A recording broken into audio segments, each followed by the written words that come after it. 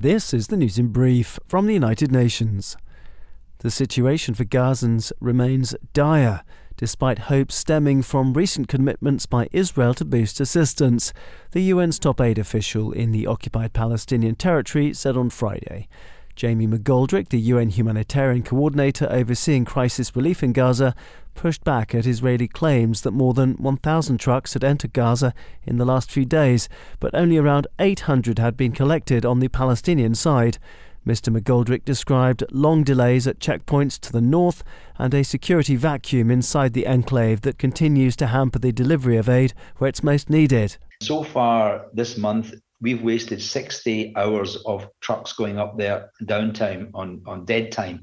And then what happens, sometimes it's too late in the day because we can only travel in daylight hours to go north, and therefore sometimes the mission is cancelled. And then we get blamed by Israel for cancelling the convoy or cancelling the mission to the north. Mr. McGoldrick renewed his appeal to the Israeli authorities to recognise that their responsibility as the occupying power only ends when aid reaches the civilians in Gaza.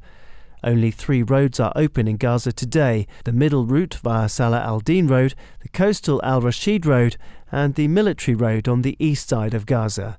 At no point in time in the last month have even 2 of those roads been open at the same time, the UN aid coordinator maintained. To Sudan, where UN humanitarians issued a fresh alert on Friday about pervasive food insecurity and looming famine.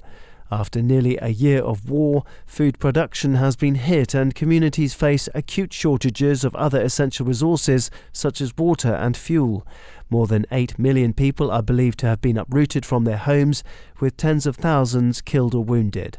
The World Health Organization, WHO, meanwhile has warned that every 7th child under 5 is acutely malnourished and 70 to 80% of health centres are no longer functioning.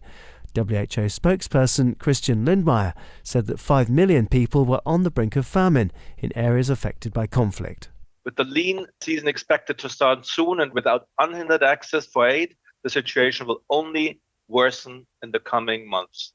3.5 million children, that's every 7th child under 5 years, is acutely malnourished.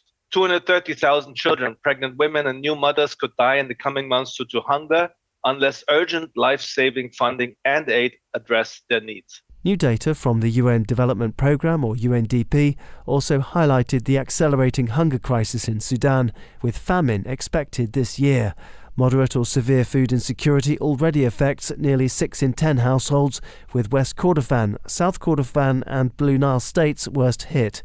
UNDP urged immediate food assistance for the most vulnerable in Sudan, when more than half of the rural households contacted for its research reported that farming work has been disrupted significantly in the states of Khartoum, Sennar and West Kordofan.